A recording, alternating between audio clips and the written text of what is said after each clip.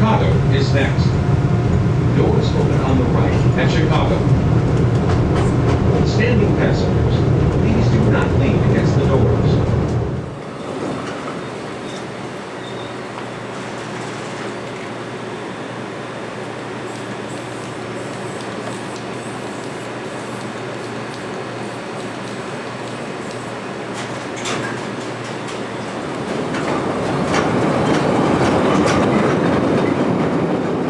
Every time I hear somebody go, "Oh, so you're a tagger?" I totally correct them and say that is just absolutely like calling me a honky, and shut the fuck up. Space was limited on the hour line. Imagine walking through an alley or on a train and seeing graffiti as far as the arm can reach. You know, and most neighborhoods and trains and buses look like that. I mean, they were caked with so many different tags and different colors. You won't see that today. You know, that's what I miss. You know, and not even knowing a writer, but knowing of him because you've seen him up all over the city, hundreds of different buses. And you do meet that kid, you already respect him, sort of, cause like, oh yeah, I seen you up, okay.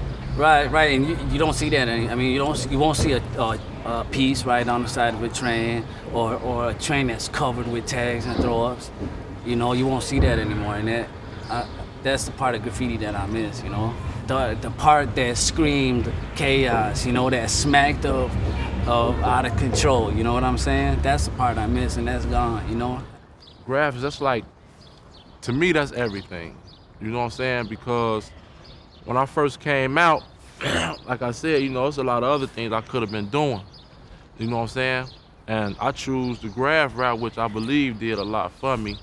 You know what I'm saying? Because no telling what I would have been on. I still done made some wrong turns, but this is what keep me sane. You know what I'm saying? This is my sanity. That graph, that's what keep me alive. You know what I'm saying? Because I know, man, like you nowadays, if you get caught, you're going to go jail for 2 years, man.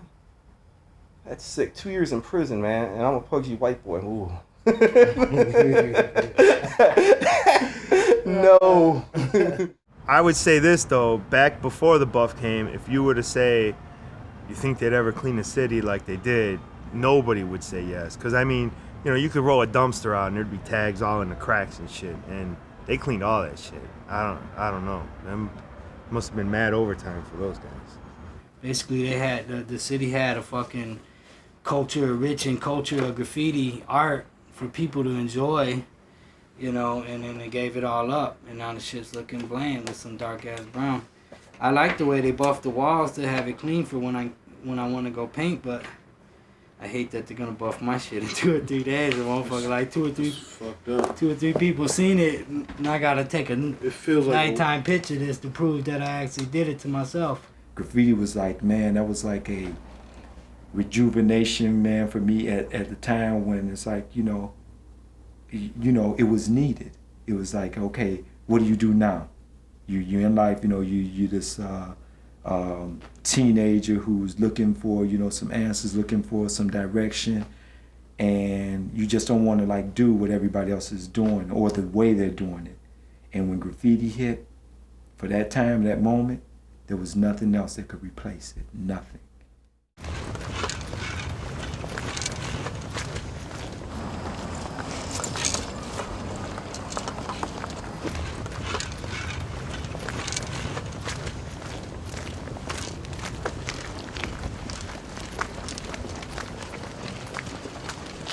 Everything else is just working up.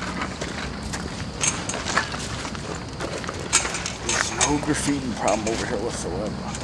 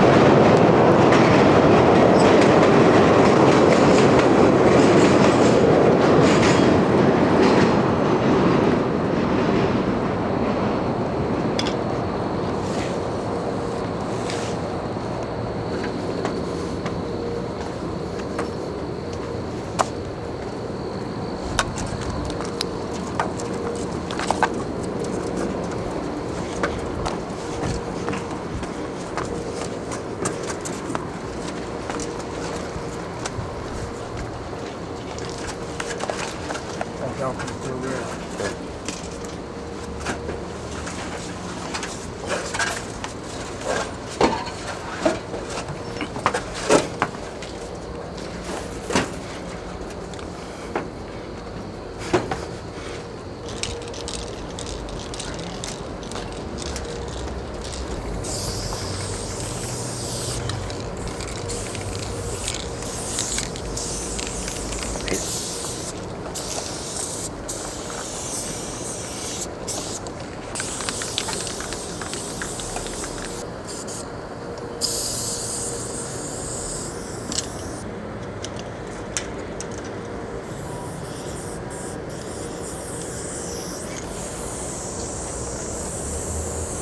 We gotta go.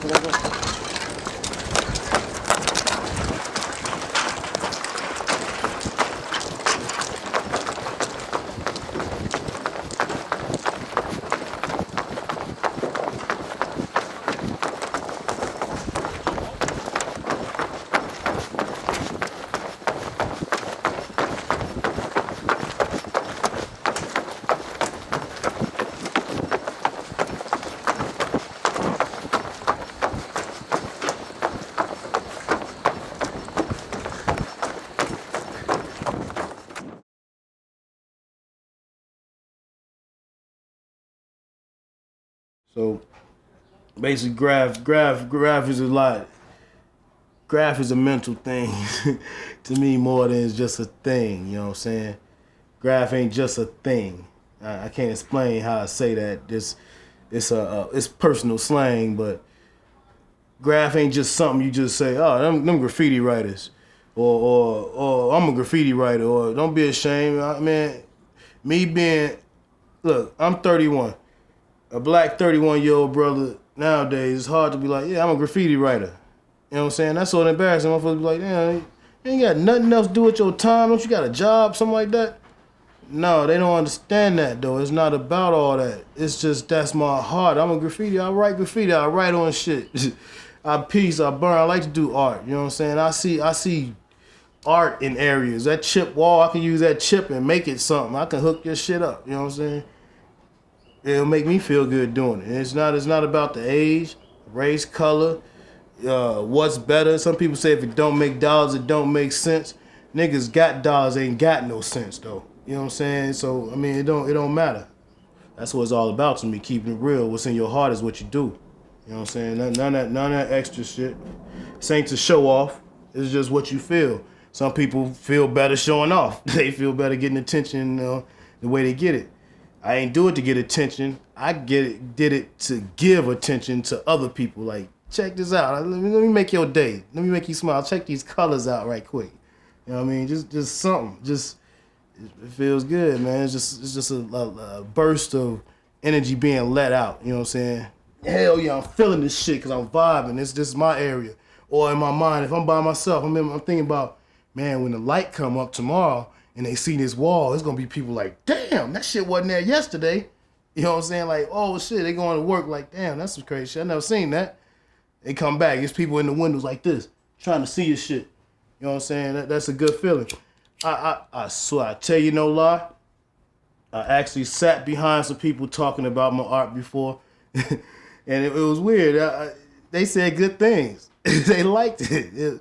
I thought there was gonna be like, it was the walls were so bombed over there that they actually seen through all the bomb, you know what I'm saying, all the tags and everything. They seen through all that and seen the beauty in the colors. You know what I'm saying? They seen the beauty that was in that wall. I don't know who was the first, you know what I'm saying? Truthfully, I can't exactly tell you who was the first to make moves in Chicago on graffiti. But I could say, you know what I'm saying, it would definitely be Warp. If I can remember right, it's just I'm wearing Warp, WARP. When they saw that, oh, it could be done from the original guys who were doing it, the people who were doing it, those names, then that's like when everybody just like came out and said, okay, you know, let's go forward. You know, no bars hold. Everybody in anything that's concerning writing, we're doing it.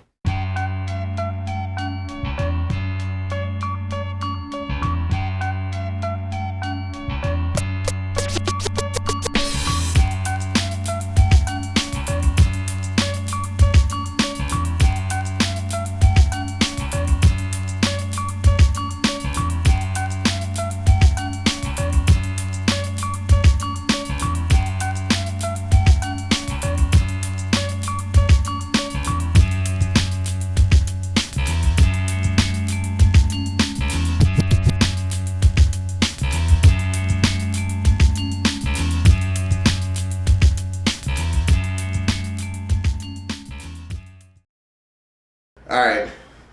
How I got up into graffiti, man, was kind of like when I was a kid coming up, man. You know, you had Welcome Back, Kotter and Saturday Night Fever and the Warriors. You know, and a lot of people didn't take the time out to really see what's in the background of it. So I used to always vibe off of that. The old school Is the Wiz train on the motherfucking Welcome Back, Kotter going by Welcome Back. You know what I'm saying? That's what inspired me to do rap. I seen it.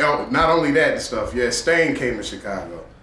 Akbar, for those who don't know who Stain is. Stain's old school TCP X-Men, brother. You know what I'm saying? Original X-Men founders, Peely, Stain. Most definitely. You know, they brought it from Original X-Men crew from New York, you know what I'm saying? From Parker Lee's neighborhood. Word. But I didn't really get serious until I came to Chicago. But before I left New York, I changed my tag to Stain. Actually, my brother gave me the name Stain, and I kind of just liked the name. So when I came to Chicago, 1982, almost 1983, I was about to go to high school. I was just graduating grammar school. And coming to Chicago, it was like I came here at a time when there was really even no hip hop yet. So it was like, you know, I hated Chicago when I first got here because I didn't know anybody, and I was used to this, you know, what I was used to, which was, you know, I was listening to, you know, hip hop music and, you know, going out, just going to block parties and tagging and, you know, and learning a new dance, you know, whatever. They was coming out with the moonwalk back then and the electric boogie and all that. So it was like I came here and nobody even really knew what that was, and it was kind of like a culture shock to me. So I was like, you know, so I kind of like got on some like I'm a be to myself type, you know. I didn't really even want to make friends when I first came to Chicago. You know, like I said, we didn't have a lot of outlets and avenues, you know, say like New York, you know, where you could just damn near go anywhere and do anything at any time. Us not having that, you know, that kind of accessibility, I would say that the meetings that we threw back in the day were designed to like get us together, strategically hit everything, you know, at one time, so that that's done, so that this younger generation that was coming up, that we knew had to be coming because we weren't going to do it forever, would have something to hold on to. I saw us like, you know, really having to like lay grounds and have the city bombed, you know, at least at one time, all bombed, so that everybody who's coming after that could always connect to that point in time and say, that's what we need to do. Everybody seemed to have been jumping on the bandwagon then. We were getting writers from the south side, from the north side, from the west side. I mean, it was just exploding everywhere, and the city couldn't keep up with the graph that was going up on the trains and on the walls and on the rooftops and on the buses. It was just so massive. And so many people were doing it. It actually overwhelmed the city. And they would put special graffiti task forces, you know, for the police that would come after, just specifically geared towards writers. You know, they would be spending millions of dollars. It would make the paper at least once a month. So it would be in the paper, somebody getting busted, or this station got bombed over the weekend. You know, North and Clybourne got hit, and it's gonna cost so and so hundreds of thousands of dollars to clean it up. And I mean, it was just so exciting. Plus, the attitude of the people, and I think this reflects on the hip hop music itself, but the attitude of the people was a lot more righteous, if I can use that word, more pure. They weren't about wanting to fight and show themselves as strong men. You know, they were doing graph because they liked doing graph, you know, and they were trying to get their names up, and they liked the idea of fame. They weren't trying to make money. No one was thinking that they were going to get rich and do canvases off of it. It was street. It was ghetto. It didn't move to no suburbs. It was strictly Chicago. It was strictly an urban thing. And for the most part, it was strictly a poor people thing, you know, because rich people ain't riding on the bus and the train.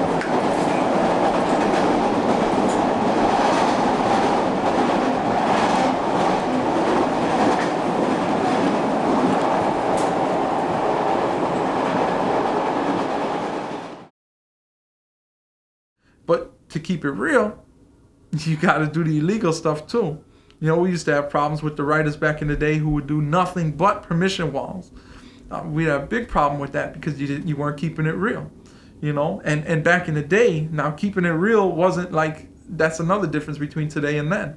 Keeping it real wasn't, well, I'm gonna drive in the car that my mom bought me and we're gonna drive over to the train yards, or we're gonna drive over to this wall and we're gonna do a piece. That's not the way we did it back then. I didn't even get a license till I was like 20 years old because the CTA took me everywhere I needed to go. I lived in Chicago. I didn't have to leave outside and get a car. Trains took me everywhere. Buses took me everywhere. So when we would go and do a piece, we would take our backpacks and our bags and with the cans and hop on the bus and hop on from the bus, hop on the train and get to the tunnels or get to the train yards and start bombing. You know, you come back from doing a piece and you smell like aerosol. You got the half empty cans in your backpack and they're doing the jingle jangle sound in your back, and you're on a train and you know it's making that noise and the people are looking at you and they can smell the aerosol coming off of your body. And you got paint all over your hands. You got paint on your lips and everything. But that's real, you know. Yeah, that's real. That's you know that element of being a part of the ecosystem. And when I say ecosystem, I'm talking about the urban ecosystem. You know, one part supports another. You know, so if you're gonna do a piece on a train, it would seem natural that you would take the train to get there. I guess it was always in me. It was just an expression of me coming out, you know, when I got into it. I always was good with letters, always good with letters, and always drew all my life since I could hold a pencil, you know, so it was just there, and that was it. Graffiti was what chose me, and I chose it, you know, so. My definition, expression. Going out, taking a chance and just expressing everything, whatever it is that you done did or whatever it is that you do, you just express it on the wall, bus, outside, inside, station, rooftop, wall, etc., etc. Express that shit. And you gotta come from the heart. Fuck the bullshit. You gotta work too, you know? Ain't no giving up no easy shit around here. You gotta work for that stuff. You gotta go out there and bomb. You gotta go out there and represent, you know? You gotta prove yourself to your elders. That's it, not just the flute. It's fun being a queen of graft, and you know, working with other queens of graft is especially the bomb, Esa, Oni, Lucha, ESP, that's my crew. So getting up and going global with it too, educating. ESP is basically all girl crew? It is all female, the Earth Squad Productions, Eastern, Central, and Pacific. So. Where'd you get that second name from? Eastern, Central, because Esa moved to San Francisco and Oni's in New York. And I'm in Chicago, Central with the S, baby. So, anyway, what else? Well, like the act of it, if you really think about it, was pretty much a fucking performance piece for the artist doing it. You know, fun as hell.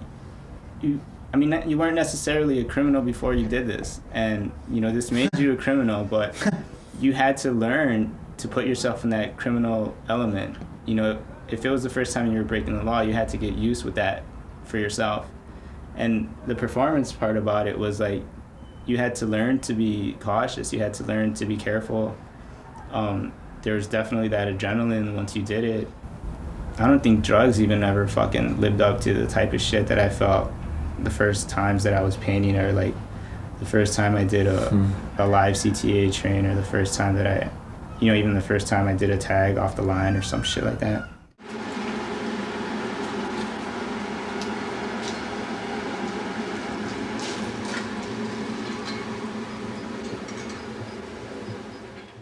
You wouldn't believe it. My man Create was one of the first brothers to die here doing graffiti. He died in the Wilson yards when there was a yard on Wilson. You know what I'm saying? This was back in the early 80s. He passed they was bombing trains. Police came. He tried to do some old Batman shit and flip up under the train over third rail. I guess he got caught up, you know what I'm saying? But rest in peace. The crazy thing about it is me and that man was arguing about graffiti like a day, I say 2 days before he passed, and it made me feel real bad. So from me being young, graffiti's just been embedded in my life, indented in my life in different ways, you know what I'm saying? Well, like, to me, like, when I first started coming up, the best like people that had style was like I would say Trickster, Slang. You know, those motherfuckers were just like doing styles. You know, Orko. I don't know if too many people heard of Orko and shit, but I'm sure they have. Shit, they should. But yeah, those cats, man, their color schemes, they're like, what was that? Masters of the Midway or something like that. They did in this place down by Chinatown, the Wall of Fame and shit, man. And when I started seeing those, like, you know, colors and like outlines, the way he was outlining stuff, that like made me, you know, progress in my piecing style a little bit more and shit. Orko's dope. I can't fuck with him on graph. Ooh, boy. He's one of the original kids that I looked up to as an uncle as far as graph. You know what I'm saying? As far as, let's say, he's running buddy. It would be Trickster and Orko, always together. And these was like two of the dopest kids in the whole city. And then another kid, Slang, was with their crew.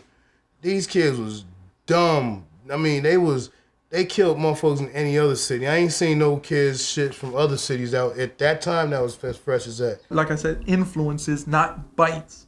But a lot of my influences from style came from Trickster, Tyrone. Tyrone, to me, is still one of the best graph writers in the city, if not in the country. I just love Ron to death, and I love his style. Ron, without a doubt, was Chicago's king of style. He would do things with letters that were so fresh and so original. It was an enjoyable experience to watch him do some letters, even on paper. It was great to watch Ron work. Check this out. This is my man Denz once again. This is my man Most. That's Trickster. All right, Type, Ron. Pick a name. All right, this is my mentor, man. Exactly. This is where I got started from this guy. This is a man, right? Right like that. I'm saying he's a man. He make it. I like how he get modest about it, though. No, but I do that. Modesty, you know what I'm saying, is a better part of valor, as the saying goes. So what I'm saying is, man, he the one gave me style, man. He one made at me times. Man, Joe. Yeah, he right. My man right here, he right. You know why? Cause this man here, he the man. He the man. He gonna get Cause you know modest why about I say he it. the man? Cause when we was sitting And up that's here, what's dope about when it, we too. sitting up here playing with trying to piece stuff together, and he already got his shit together. Damn it, you know what I'm saying? But he ain't downing you cause you down. Right. He uplifting you. Right. You know what I'm saying? Exactly. So, man. Most heads wouldn't even paint on the wall with somebody that wasn't fresh as them. You know what I'm saying? Right. Like, oh And man, we went through that phase. paint down the street. We you know what did. I'm We went saying? through that phase, but I saw in order for the movement to grow, you had to be able to share and contribute and also nurture. Man, I've been around for about 20 years now. About 20 years, you know, through the first part of my career, I say for the first 10 or so, I was real hardcore, and then during that second half, I was pretty much I was doing a lot of mix. I started applying my talents to different fields, and I was doing some traveling and this and that. But every once in a while, I still come back out and rap, you know, and do some stuff. But that's you know how long I've been out, 20 years and stuff, and in that field as far as graph. But totally, I've been out maybe about 22 to 23 years in the hip hop movement. You know what I'm saying? B-boying, breaking. You know what I'm saying?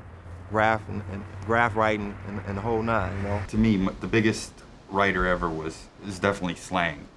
I mean, I've never seen anything like it as far as graffiti. You know, everybody knows certain styles like Dondi style, Scene style from New York, and different styles that were here in Chicago. But his style from day one, the day I saw him turn the pencil on a piece of paper, I just been a fan since, you know what I mean? And it's just a pleasure to write with him, you know. I don't know, just a great bond with all the writers at the time, you know. We're all pretty tight, you know. We'd all go to each other's houses, we all knew each other's families, and you know, we were all kind of outcasts. So I got into graffiti in 81, 82. I don't consider myself a graffiti artist until the first time I had to train, which was the Ravenswood Yards in 84. Most of my pieces, a lot of cats don't know, you know, I had no electricity on. Most of my pieces, my tightest pieces, whole pages in my book was completely colored with no electricity under candlelight, you know. And those were my hardest times. That's when I was tightest. That's when I drew the most. And Peely, he was up there. I remember Peely. Every train station. Yeah, The front of every train station had a Peely and a Sting TCP tag. Those were probably the first cats I saw when I was going to high school. Yeah. They were, for sure. Yeah, because I thought it said plea. Yeah. I always thought it said plea. And even after we met Akbar and knew him for like, what, half a year, not even half a year, but we knew him for some months. And he would, he never even told us that Peely was the same guy in this crew. And eventually we ended up meeting him, and actually through those two we met Trickster. Then just kicked around names until I came up with Severe. And that fit, because, shit, I was a rowdy little cat. Always getting into something, so I feel the name fit me well. Severe sound right. When you picked Severe, it was just like that was it. There was no other name after that. Severe was just a name for him. It's just the people back then did it because they wanted to do it.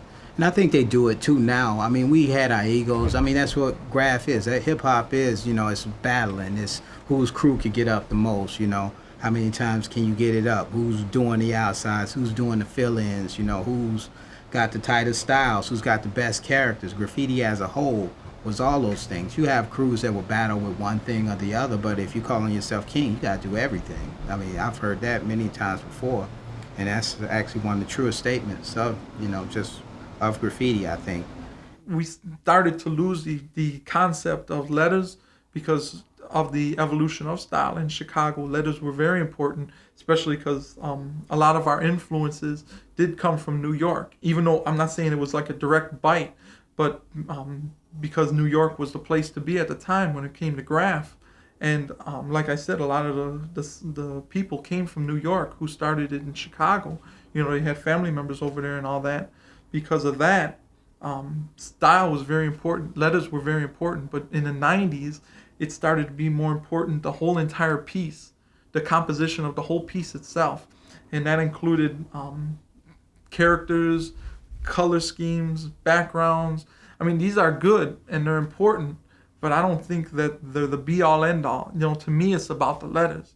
It's always been about the letters. The people who I always hung with, Roan and Slang and all these brothers, Oracle, it was always about the letters.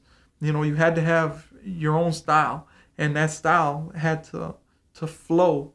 You know, the letters were alive. It was like they were a living organism. They would have a flow and emotion all their own. You had to have balance also within the letters. One side couldn't be heavier than the other. You had to have a nice flow, but yet a balance of it all. And it had to jump off the page or jump off the wall or the train and be alive. And I think towards the 90s, even though some of us did keep that type of attitude going, towards the 90s, I think that that the pieces started becoming more one-dimensional. They started losing the concept of letters. It just looked a lot of times like a jumbled mess of garbage. People were always talking about getting paid and having shows and doing canvases and making money. And I mean, to me, that was never important. I never did a show. I never made no money off a graph. I never wanted to, you know. It was always about getting my name up and making the wall come alive and looking at my style transform from on paper to a wall. You know, it was very, very good feeling. And I just kept pushing the package. I always wanted to be not just different from other writers, but different from myself. So most of the styles I would try to create, I would want them to look different from the last ones I created, because in all actuality, graffiti is what Picasso's really claim to fame was, is abstracting life. Graffiti is abstracting typography. A lot of people don't know that, and it's a personalized signature that's pushed and developed, you know. Style is your individuality, and if you don't have any of that, it's like, just die.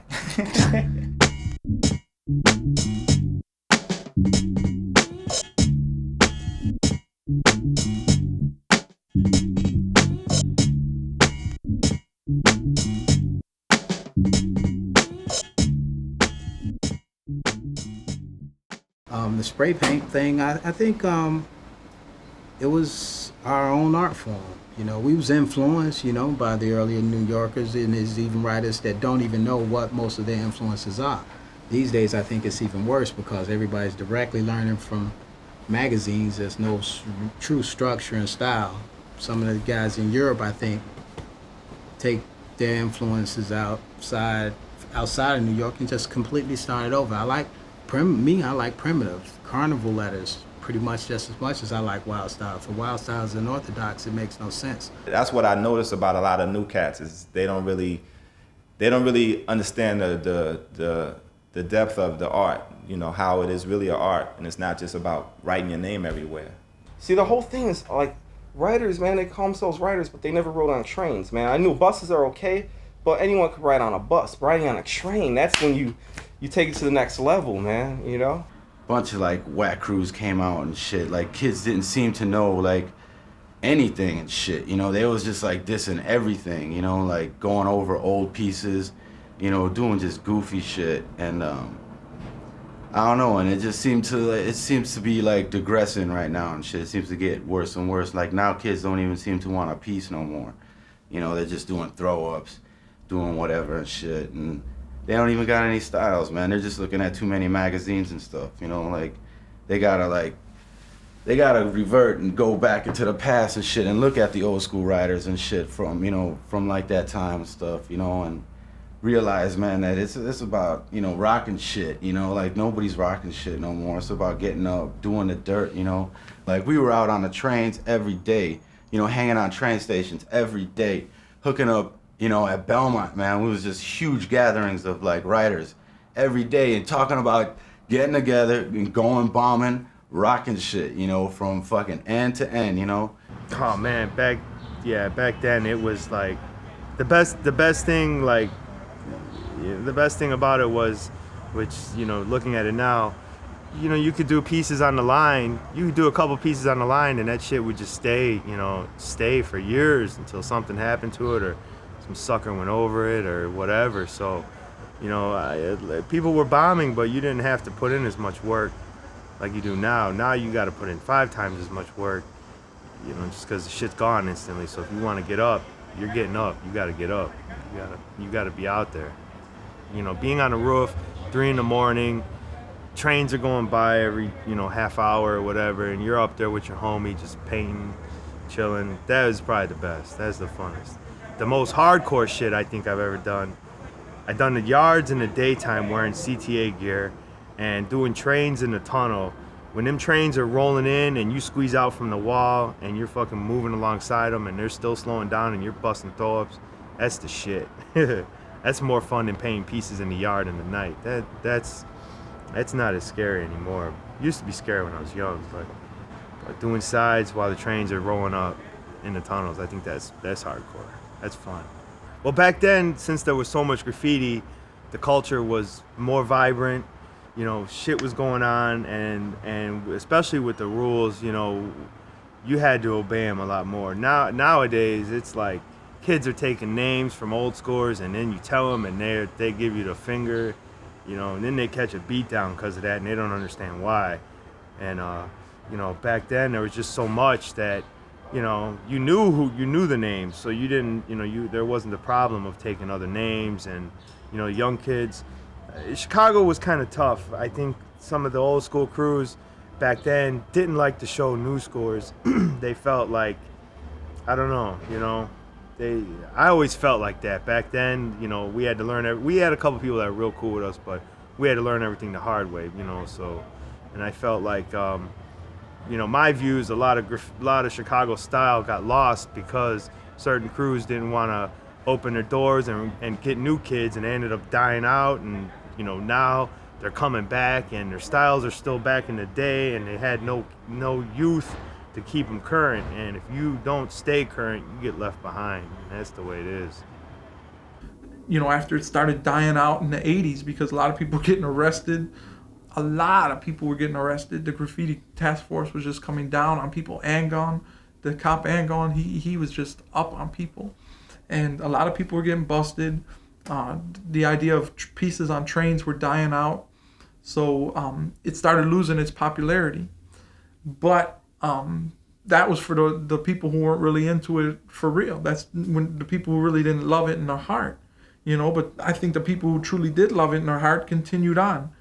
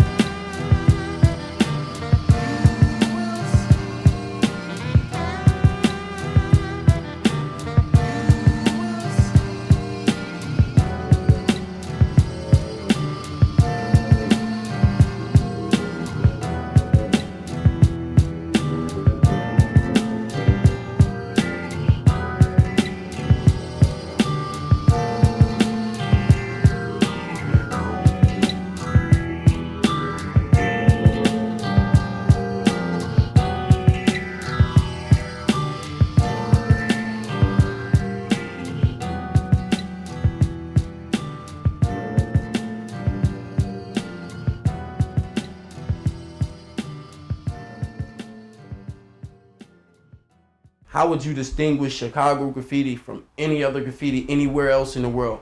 We had the freshest styles as far as color blends. Our colors was just a style of their own. I mean, how brothers here used to put those colors together, it didn't look nowhere like how they were doing it in New York. They was on totally different color schemes, you know? And I mean, not just the difference in color of paint, it was just that how we were actually coloring our, you know, our products in.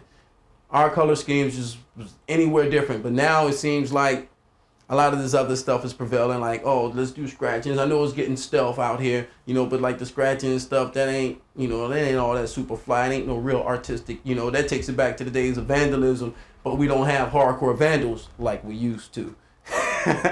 You know? You know, but people kind of who jump in and out of graph or they're in it for a few years to see, you know, what they can get out of it. I don't think that's the right attitude to have. I don't think you should say, what can I get out of graph? It's more like, what can I put into graph, you know, to benefit the hip hop community. There was a crew that tried warring us, and it was just like between one of my young guys bumping heads with one of their young guys, and it dragged both crews into it. But we didn't really take it that serious because I didn't feel they were shit to begin with. So it was just basically me and AWOL that warred their whole crew. And we kept up with them for like 2 weeks. But out the woodworks, like every old motherfucker that was ever in it took this as an opportunity to get back at us somehow. So like, that's how it always is. Their, you know, the war in their fucking eyes lasted, I don't know, like 9 months or some bullshit. And in our, you know, in our eyes, it just lasted like 2 weeks. And I thought we proved what we had to prove. We, you know, 2 guys kept up with an entire fucking crew, and you know, I think that was more time than they even deserved. But what was happening around all of these wars was we were young people that were having to face the reality of society. And society, just as previous to when we got involved in hip hop, society's underlying goal, whether it's conscious or not, is to destroy youth, to destroy brown youth and poor youth. And amazingly, hip hop, in a sense, I feel like it saved our lives for 4 years and got us real excited about very creative things and competition in a positive and negative way, but still competition perhaps in a less destructive way, you know. But what happened later was that we, you know, society just seemed to take us out one by one. And I think ever since then, even every generation is the numbers have gotten less. You know, writers have still been as powerful and productive and strong, but it almost seems like, you know, we come to a point now in the modern day where, you know, we have like a Zeb and a Flow. You know, these are some of these young writers that are coming up, but what's sad is it's like only 20 of them, you know what I'm saying? And I'm like, at least back in the day, I could go to the Belmont and see, you know, and see 50 people and then know that they represented by extension a whole nother, you know, 200 people, you know, and by extension another 500 people. So there was, you know, a huge group of young people that you could feed off of. So I think, I guess what I'm bringing up is a challenge that hip hop has been facing just generation after generation, as society has become more harsh. And as racism and economic bias is really taking its toll on destroying young people and their families around Chicago especially.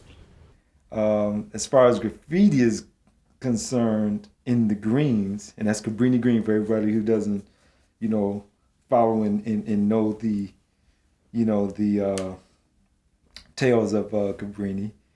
I mean, we put it on the map on another level, man. Just like, you know, going out bombing, you know, putting that artwork up where it's like, you know, nothing before. Like I said, even for a lot of people in Greens, like to let them know that there's like something else going on outside the walls of Cabrini Green, because a lot of people in Cabrini Green had never been or ventured far from Cabrini Green. And you would be surprised at how that place was like, you know, their own self-made prison. But when they saw this stuff happening, you know, like me and Demo and then the other, you know, cats, you know, from other crews like coming over and bombing, you know, and putting pieces up, it was like, whoa, you know, what is this? What is this all about? Where did this come from? And then it just helped broaden their horizon to like, what else is going on in the world, you know, that they really know nothing about. Once they saw it and saw the energy, I mean, you should have saw the kids who like flocked to it like, man, I want to do that. That's what I want to do. Because there was a lot of young, you know, good, gifted artists in Cabrini and really didn't have an outlet to like express themselves. You know, some of them because they didn't have money to like go and get materials and supplies, you know, that they needed to do the artwork, whether it be just like coloring pencils and paper. If you ain't got it, you ain't got it, you know. Hard as hell in the Greens. And like I said, at the same time, you know, it deterred a lot of would-be, you know, hardcore gangbanging, you know, kids like, you know, gave them another outlet, another avenue to like say, well, you know what, psst, I know it's gonna happen if I get into this, you know, this gangbang deal, because it's like, it's, you know, it's showing you, it's like the life expectancy in that man can be so short. What drew me to graffiti was, it was like, I guess the lesser of two evils. I mean, I needed to be mischievous, but I didn't want to be a gangbanger. We have a very dominant gang culture in Chicago, gangs that are very specific to our area. And a lot of those letters they used to do Old English letters and stuff like that. So that had a lot of influence on the way we did things, the way we tagged. A lot of our influence came from that gang culture. And the idea of escaping the gang culture is also something I think that's original to Chicago. You know, a lot of people, I mean, in the neighborhood, you were either a hip hopper or a gangbanger. You know, that's the way I remember it. Actually, you really couldn't be both. I remember people getting beat down at Hall of Fame meetings because they would find out that they were a vice lord or a GD or something, and they would get beat down at the meetings. It's totally up to you. You know, you can go out here, you know, you can put gang signs up, or you can come out here and you can put up these pieces, man, that, you know, that people are going to be wondering and asking questions about because it's something beautiful. Because you couldn't do both. You couldn't combine hip-hop and gangbanging together. They were incompatible with each other. So the idea of escaping the gang culture, I think, was very dominant in Chicago, and is a definite Chicago thing. You know, it's something original here. I know a lot of places like LA, they kind of combine the two. They're almost indistinguishable. A lot of times tagging crews become gangs, and the tagging crews shoot at each other and stuff. And that mentality is not a Chicago thing.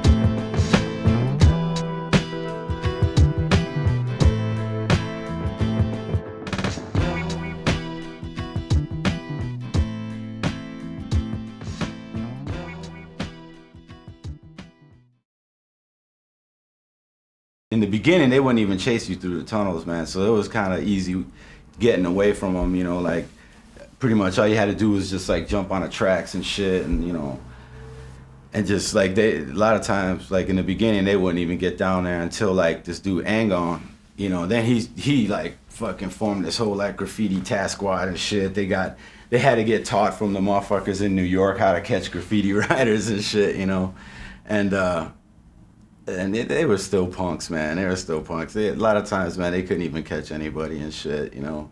The Vandal Squad, yeah, the Vandal Squad was no joke. Those niggas were on your ass. I mean, twice, I'd be sitting on Belmont before I had a car, I was young, waiting for the fucking bus, and these bitches would drive by coming from getting off the train, and it would always be Mazira and Lady Jane, and I would see them peep me, and I'd have my pager with Erie on it and marker probably, and they would, well, the one time I had my pager with Erie on it and a marker, and I seen them go by and they fucking broke their necks. I said, oh shit, and I was with my girlfriend, so I gave her all my shit, and sure enough, they came around, you know, hey, Brett, what's going on? You know, blah, blah, blah. So they searched me, I didn't have nothing, and they ended up fucking throwing us in the car to catch the bus, to put us on the bus, because they felt bad they made us miss the bus. But yeah, I mean, they'd be everywhere. They would just be driving around. If they seen you, if they knew you, they would stop you and, you know, what are you doing, where you going? I don't know. You ever been arrested for this? No, man. In my whole career, I got pinched for grab one time, man. Lucky. My whole career, man.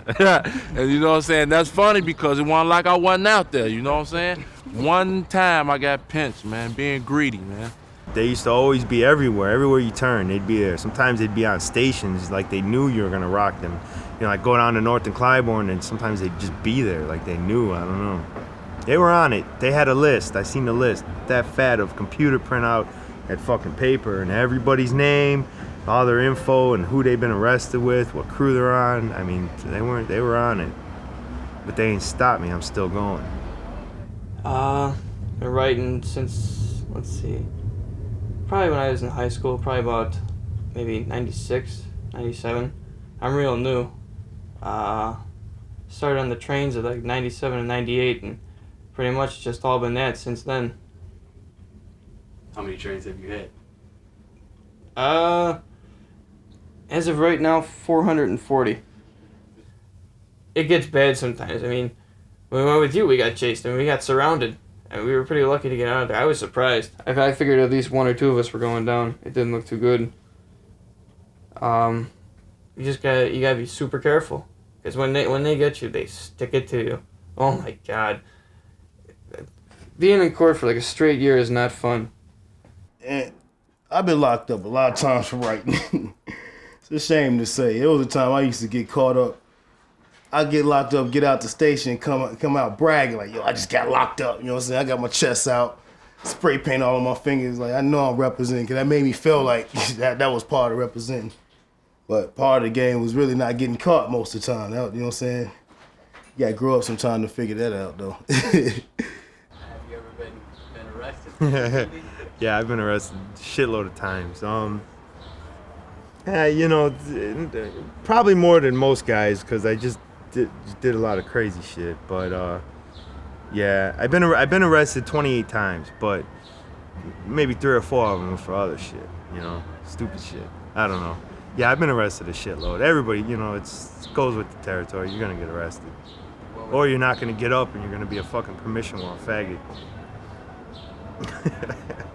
It's county every time. Every time it's county. Dick doctor every time. It was pretty depressing. I mean, it's like, come on, man, I'm writing on a goddamn train. I don't belong in here. I had caught a case in '94. Was on 2 years of conditional discharge.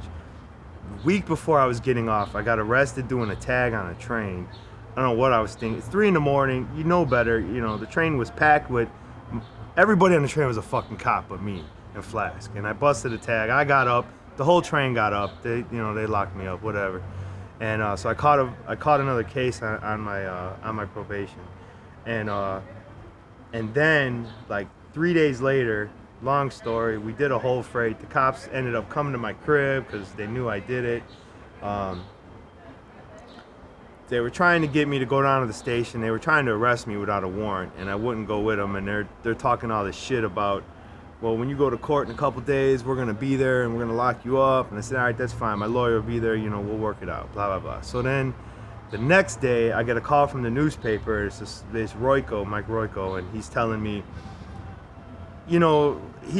about, yeah, we'll do this story, kind of like he's on my side of this whole thing, because the cops would come to my crib all night long and they'd call me. And anyway, so they must have got him to call me to try and do a story because they knew I would open my mouth. I like to talk a lot of shit. And so I'm talking to him and I'm like, fuck these cops, and they're not gonna stop me and this and that, and just getting rowdy. And then the next day when I went to court, well, like 2 days later when I went to court, the fucking cops and the judge and everybody had the newspaper, and it's this big ass article, and Royko's calling me an idiot, and I'm in there fucking fuck these cops. And so they gave me 6 months. right there. I mean, they didn't even waste any time. What's it like being in county for painting? You feel like a pussy. You feel so embarrassed. What are you in here? Murder, attempted murder, rape. Oh, I'm in here for graffiti. It's like, it's wrong when you got the Kings on the one side, you got the GDs on the other, you got the neutrons right in the middle. Oh, nothing but ham sandwiches all day. Ugh. It's not a good time. When I was there, I had a good time, to tell you the truth. I mean, I smoked weed every day. I got everything that could happen to me to be lucky. That was lucky happened to me. I was put in a room with a dude who did tattoos, so once they knew I could draw, it was on. I had a good time. I was locked up with this guy, Nee, from UAC, and he was on the 3rd floor, I was on the 4th floor. His floor was kind of rowdy compared to where I was at. I was with a lot of old timers, so everybody was cool, but he was down with the younger guys, and anyway, they fucked us up and separated everybody, and they stuck me down there with him. So me and him were just chilling, man. Got high every day and drew, ate. I ate a lot. I gained weight in jail. I don't know how the fuck that happens. Fuck it. But it was alright. Should try it. Man, you know fucking spray paint was invented in Chicago? And you can't even fucking buy a can of paint in Chicago? Are you serious, man? Yeah, that shit was in the paper the other day. It was invented in Chicago. Fucking that in the fucking 8-hour workday. They banned the sale of spray paint, the possession of spray paint in the city of Chicago, and the state made graffiti a felony offense. And I think that those two things, and you talk to any graffiti writer around the world, anyone around the world, and everyone knows what impact that has had on Chicago. Everyone can see it. I remember talking to Civil, who was like one of the most hardcore bombers of the 90s, and he said, man, he said, I'm trying, against this buff. He said, but these motherfuckers are, he said, I'm hitting 10 walls a night and coming back the next fucking day. And I use curse words because to express his frustration, and it's gone.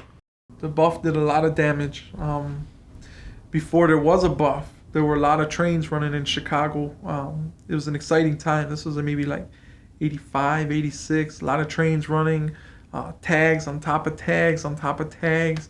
The trains really looked like New York. They had a real New York flavor to them because of all the graft and the different writers who would be tagging up just in one spot alone. You could find maybe, in one train, you could find maybe 10, 12 different writers' names, which was really cool. But then they started buffing. They started taking down people's tags. They started cleaning up the walls. And I don't know, it kind of became a game at first, to see if we could tag up quicker than they can buff. But it turned out that they could buff quicker than we can tag. We tried. But the city put up a good fight. You got to give it to them because they knocked us out the box.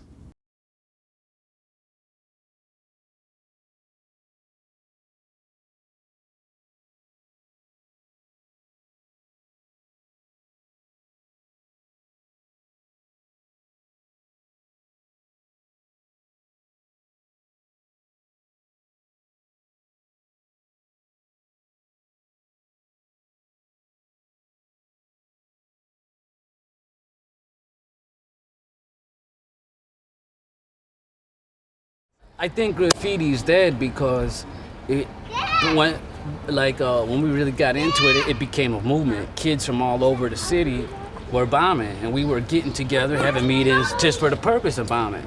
That shit doesn't happen anymore. And back then in the tight, you saw graffiti everywhere. Everywhere. Bosses were killed, chains were killed. You don't see that anymore. Outside pieces. Yeah, when the 90s was so evil, the mid-90s, that's why they started the buff. And really why the buff be happening was because of these kids that hooked up with us. And it was like a finely tuned machine. And it was just like so evil. We fucking fucked shit up that they had like, Mayor Daley's like, man, the president don't even want to come to Chi no more.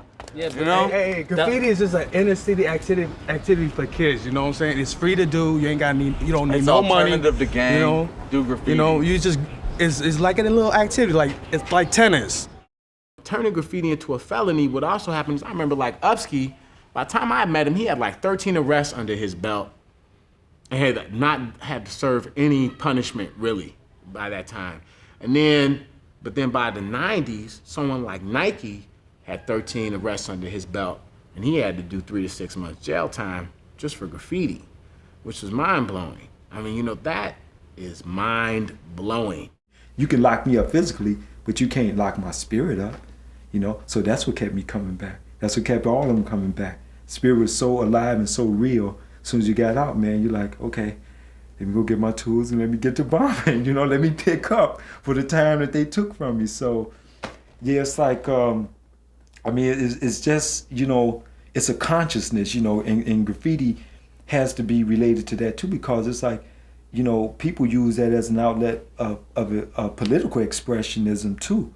So it's like, you have to be somewhat conscious to like say, well, I want to say this, and I know that there's possible repercussions behind me saying this, but you go out and you say it anyway because you have that much spirit in you and that much belief in you that this is what you're supposed to do. I know it, depending on certain things that you did, they would make things a felony. I remember this one brother, Dane, got busted on a rooftop, and it was a real good kid too. And he got busted, and they put a felony on him. It was his first time getting arrested, and they gave him a felony. And I remember seeing Dane like maybe 4 years later, and Dane was having trouble getting a job, a decent job. Why? Because he had a felony on his record. This was not a violent kid. This was a good kid, and yet he was now having trouble getting a job because he painted on a building. You know, he's going to have this problem with him for the rest of his life because of paint on a building, on a rooftop. You know, it doesn't seem like the punishment fit the crime. You know, it seems like a little overzealous to me. Nowadays, if you get caught writing, they'll lock you up with thieves and murderers, and then you'll come out nuts, and you'll turn into a thief and murderer. You know, it's fucked up, man. Like mild crime, they should just do this to you, man. That's all they should do, man. Most maybe a $200 fine, let it be, man. You know? So all these crazy restrictions that society put on Chicago, you know, this is the most oppressive city, I believe, the most oppressive city for artistic endeavors in the nation. It's about, you know, like this freedom that, this realer, more real freedom that we experience, opposed to just the this fictitious freedom. You know, everybody's free. If you go to work, you know, do your 9 to 5, pay your bills, come home and eat, go to sleep, watch the news, you're free. And for a lot of people, that just wasn't cutting it.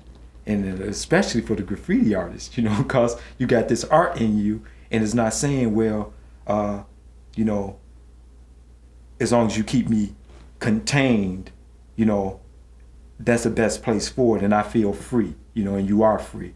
It's like, no, it's like it was just something that had to be done, you know. It was like a inside yearning and fire that just said, I'm supposed to be doing this, you know.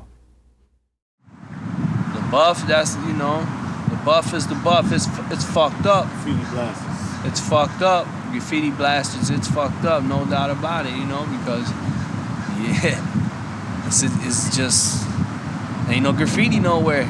City ain't working with writers or no, you know, as of now, it's like cut off, you know, like they ain't trying to help, nothing, you know, it's like you getting locked up if you're graffiti writing and shit, and, you know, everything going up is coming down, permission or not, you know, permission walls get buffed, you know, everything, community projects get buffed. It's like, it's a fucked up thing to me, because there used to be neighborhoods where there's, you know, pieces, you know, permission walls, nice things to look at, you know, none of that, you know, I mean, you'll see it here and there, some neighborhoods, but for the most part, it ain't like that, you know, and pieces on the lines, there ain't shit to look at. When you go cruising, you know, take a ride on the train, nothing to look at, you know, so it's fucked up, man, but it's just what it is, you know, that's just the stage that it's going through. But that's how you gotta know it's a stage that it's going through. You know, shit goes through stages. And it's rough, you know, like, I don't know, somebody said it's the worst in the world, you know, how they come at the buff in Chicago, you know. So, you know, it's rough, but that's what it is. It's a stage, you know, shit's gonna change, you know. Shit'll come back. It all comes back, man. It's rotations, like throwing a ball against the wall. It's gonna bounce back, man. Same shit, you know. It'll come back. It might just come back in a different way, you know. You can't repeat every decade, because if you did, you're not like progressing, you know. I don't know. Mayor Daley came out with this program. It was graffiti blasters, right? They had like fucking posters they put on the train and shit. Those were my favorite targets when I was bombing back then too. So you know, I used to love writing on the benches that they used to put up and stuff like that. And that just made me want to write more, you know, like, actually, to tell you the truth, I mean, I don't know what they were trying to do with that shit, you know, to me, man, that just made me want to get up more. Every time they buffed my name, every time I went out and did a side, and I would, like, see it, like, the same day, and you can, like, sometimes, you know, the buff didn't work too good, and you could still see, like, outlines of shit, you know, and I would see that, man, so I'd go back out, and I'd do, like, 10, 15 more sides and stuff, you know, and, you know, it just, like, kind of made me want to write a little bit more and stuff. But, like, that shit now, I mean, like, now it's just like they put buffers in like train stations and like at the end of the line and shit. Sometimes you do a side and by the time it gets fucking back to you, it's gone and stuff, you know. And that shit was whack, man. It was a good battle against the city and shit to try to keep on, you know, like staying up, you know, like you ain't getting rid of us, you know, like we ain't going nowhere. You can buff as many trains as you want and shit, but you still ain't gonna fucking stop me from bombing your shit, you know. But yeah, they cleaned it, and I would say the buff deterred graffiti 1,000% more than the vandal squad, because now people don't even want, you know, what you're gonna climb a roof for and, you know, do a production on a line. It's just gonna get buffed the next day. I mean, we did the Return of the King's Wall in 2000 in the wintertime. Me, Skull, and Deed, we did nice red burners, and Skull did these trains wrapping around the side. One said 95th, one said Howard. And luckily we took nighttime flicks because we came back about 8 in the morning and the shit was buffed already. Like, I couldn't believe it.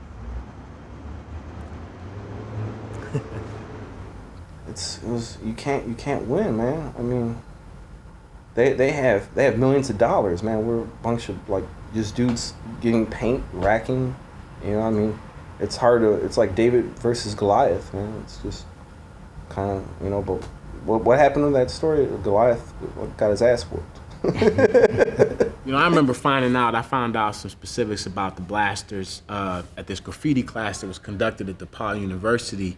And if I remember right, they have 25 trucks, 56 workers, and they're quite effective. You know, the city activated another law that, like, if you didn't clean the graffiti on your store or something like that, you could be fined. You know, so they were using intimidation on owners of businesses and things like that. But when these dudes came to speak to this class, man, they were, you know, they knew, I mean, they were highly confident. They knew that they had been successful. Because this class was in 1996 or 97, okay? And they knew they had done their duty, and they were so ahead of the game now that they didn't even have to they didn't even have to try hard to stop graffiti anymore. And so that 90s generation, you know, that came in at 91 and then picked up and was, you know, probably hit its peak 93 and 94, you know, and everyone before was just facing a type of repression that none of us had ever imagined. The way I feel about the buff and the way graffiti's going since the buff came, basically I feel sorry for the viewers, the lovers of art, you know, because to me, fucking riding the train was like a free art gallery every day. I wish it was still. I wish everybody go do a wall tonight so I can get a free trip to an art gallery tomorrow. Chicago, when writers come here from out of state and out of the country, they see it. They like, man, I see where all the graffiti was. They're like, I see all the brown marks, and you know what I'm saying? It's evident. And that's basically just obliterated soul.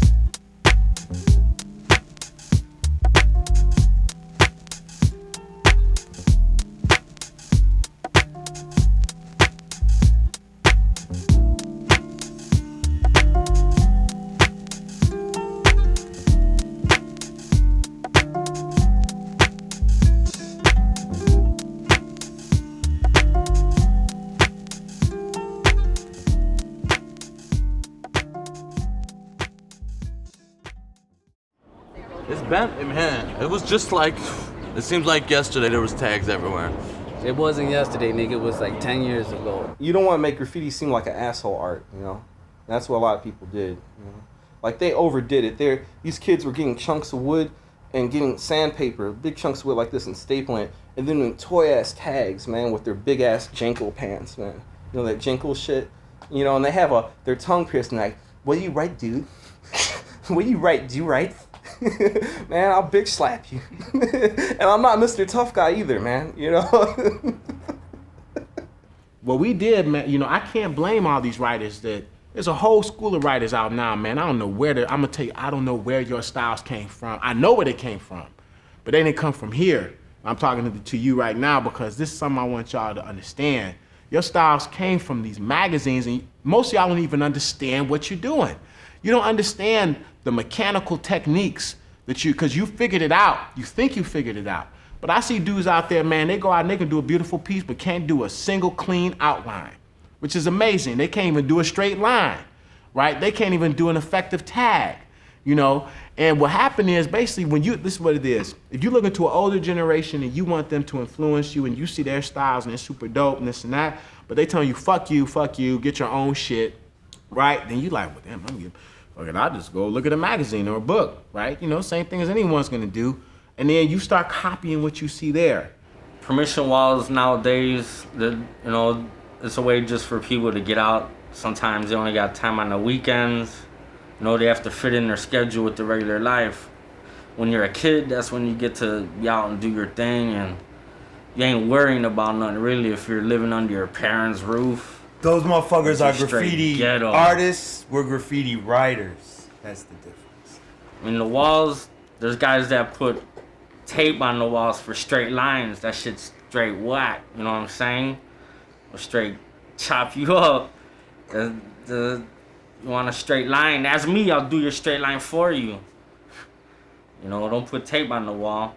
Like me, I'd rather sit there, like if there's a fill-in across the street from a permission wall, I'd rather look at the fill-in that's in a weird spot than some practicing ass fucking Paper King fucking same old shit permission wall crap, you know? I mean, hey, some of them get their props, some of them get their due respect because they try to go out and maybe hit one illegal thing and get their shit in a magazine, which is kind of whack. Someone's got to put a stop to that shit.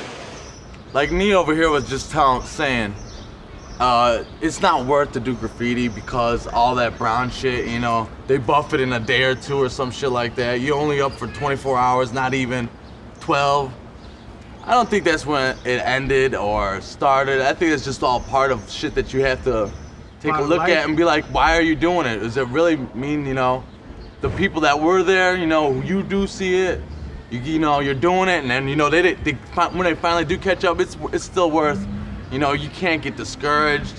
You gotta have that fucking desire to rush to just be like, ooh.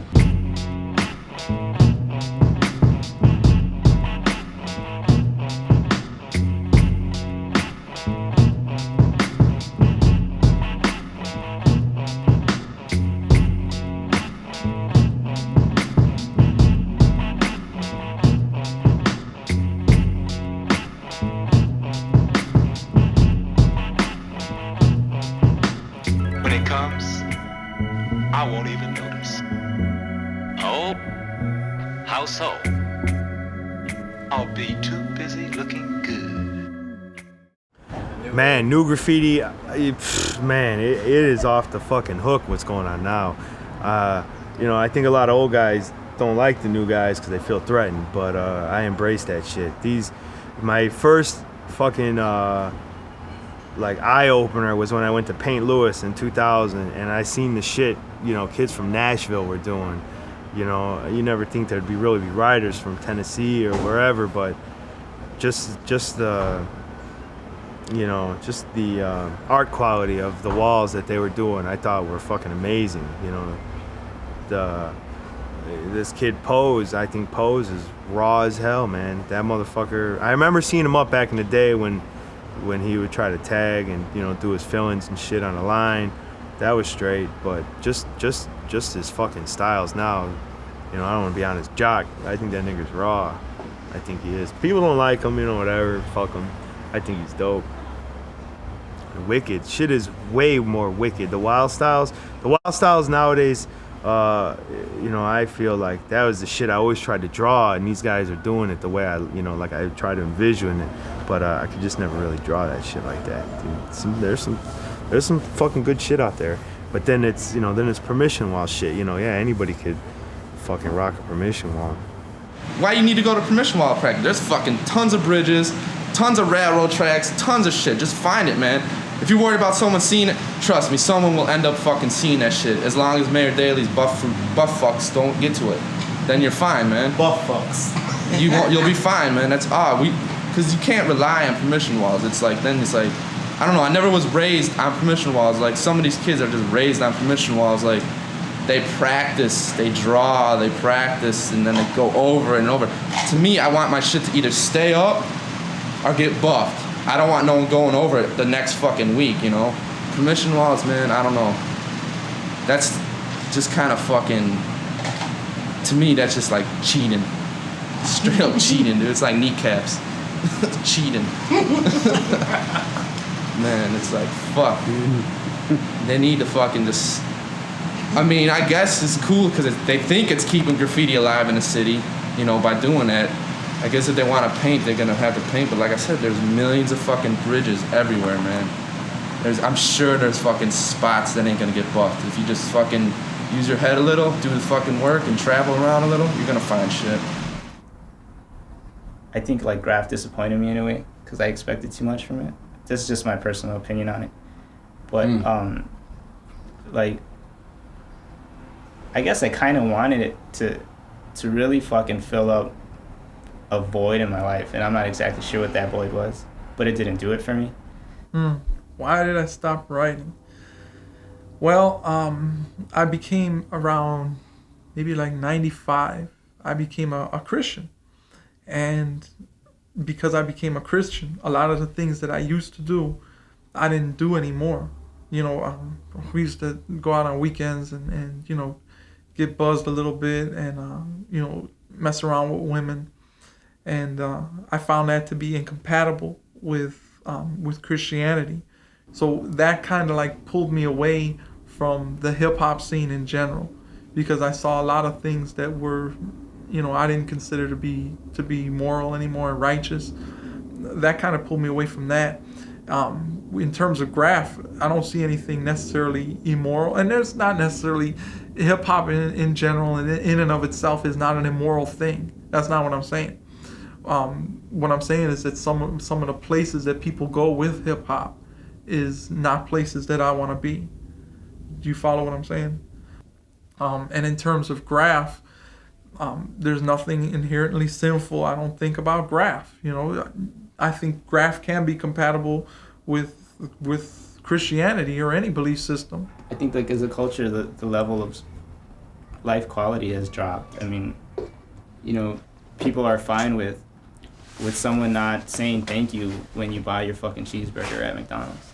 I think the idea of not being able to ride the train and not seeing pieces, the colors and the letters and the characters and the background and the style, I think that actually hurt the city more than it helped it, because, come on a rooftop, how is that hurting anybody, Who sees that other than the people on the train? And what are you watching on a train anyway, You're going to look at bare rooftops? What is that? There's nothing to see with that, But when you ride by and you see the colors and it gives a certain life to the city. It gives a vibrancy that the city has. It's like when you go to the train stations or you go downtown and you see the people playing instruments and maybe dancing or singing for money on the street. It's a part of urban culture. Without that, you kind of miss something. Something seems like it's missing. And it's the same with graph. When you don't have these type of things, it seems like something's missing in the city. It seems like they removed a vital organism, that was like I said, a part of the ecosystem. And I have to go back to the idea of the urban ecosystem. Okay, you remove graffiti, and something's gonna fill that spot. Okay, you got brothers who used to write, and now what are they gonna do? Drug deal, a gangbang. I bet you that's where most of them are going. You know, they're not going to art school. They're not like, oh, okay, I couldn't write no more. I'm not going to do graffiti, so I might as well go to art school. That ain't the option. You know, the options are what's in front of them. Gangbanging, drug dealing, getting into trouble. You know what I'm saying? The gang culture took over. All them kids that were bombing in its heyday, now they're, you know what I'm saying? They started gangbanging and now I can't tell, man, because look at the internet. Look at the internet. There's graffiti everywhere on the internet. They got magazines. Yeah, but that's internet. That's not Chicago. That graffiti ain't from here. Ain't no graffiti here. This shit's dead. The movement is dead here in the shot. You know, so, I mean, you know, people were dying from gangbanging. But the thing is, a lot of them they didn't really love gangbanging. They just thought they had nowhere else to go. So they settled for gangbanging. Writers love writing. And even the writers who died, and God, you know, rest their souls, may they rest in peace, they love what they were doing. Graffiti's the shit, man. You gotta love it, man. It's out there. It's the rawest fucking art form out there. I mean, damn, I go to museums. I try to appreciate that shit, but I would like to see a fresh new fucking piece that's with some raw ass talent. I mean, it's time for some respect for graffiti. Basically, it's on every fucking TV commercial you see right now. And it's not like we didn't think of the ones bombing the trains. Now you see Target and advertisements all over the trains taking our fresh ass ideals, basically. The last big thing that happened in art was pop art. And then after that, what's after that? Graffiti. And it's just not being documented like it should be, and there's so much to it. I mean, globally, it's not just Chicago, it's not just New York, but it's become something that's just incredible. I mean, you're looking at people with no formal training. This is all self-taught artists and passed down from one generation to the next, and it's just it's really primitive. It's like the caveman writing on walls, you know. Shit, Picasso fucking said he would have did graffiti if he had the balls. If we really hit Chicago like Chicago was supposed to get hit, then it's like it would have been too late for the buff. If Chicago had gotten hit like it was supposed, it was just like, oh, you know, it's too much at one time. It's too much at one time. Then it's like nowhere in the world they could have they could have caught up unless everybody just decided to not do graffiti anymore. You can't stop people's freedom of will. You know what I'm saying? That's all they trying to do is stop my freedom of will. I ain't hurt nobody. I ain't killed nobody. Let me display myself. Truth of the matter is, if a rich white motherfucker can say let the world be my motherfucking canvas, then a poor motherfucker in the ghetto should have more canvas than any motherfucker around. Because we ain't got shit but this damn world kicking our ass. And that's just it. Fuck the buck. If everybody stops, then graffiti is dead. You know, it's dead.